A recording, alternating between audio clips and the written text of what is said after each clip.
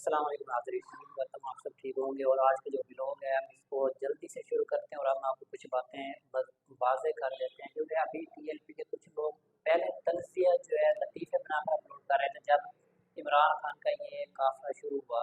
अब जो है टीएलपी के भाई जो है वो इस चीज़ को ये कह रहे हैं कि भाई अब ये मुकाफ़ात अमल है। तो अगर देखा जाए पहले एक मज़ाकिया तक था, अब ये मामला सीरियस हुआ। इसके बावजूद टीएलपी के लोगों ने यहाँ पर मजम्मत भी की और साथ में ये भी कहा कि ये मकाफात अमल है, जैसे किया जाता है वैसे उसके साथ होता है।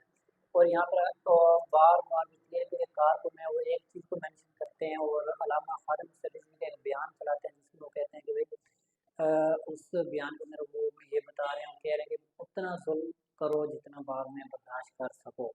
तो इस बयान को मेंशन करके जो टीएलपी के कारकुन हैं वो लिख रहे हैं कि मकाफात अमल है और जो कुछ इमरान खान ने किया था, जो कुछ इमरान खान ने बोया था, आज उसके साथ वही सब हो रहा है।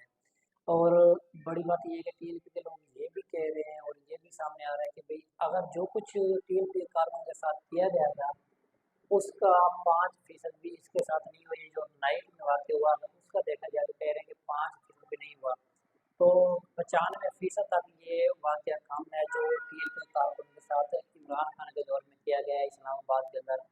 कम अज़ कम वहाँ पर इस्लामाबाद में 34 लाशें उस वक्त जो है टीएलपी के जो कारकुन थे वापस आए वगैरह, लेकिन ये है कि वो अपने मुतालबात मनवा कर वापस लौटे थे, चाहे लाशें उनकी चाहे सब।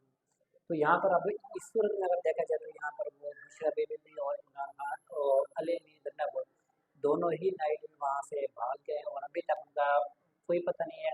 एक तरफ से ये भी चल रहा है कि वो गिरफ्तार हुए, लेकिन अभी तक कन्फर्म बात ये है कि वो फरार हैं, वो अभी तक पुलिस के हत्थे नहीं चढ़े।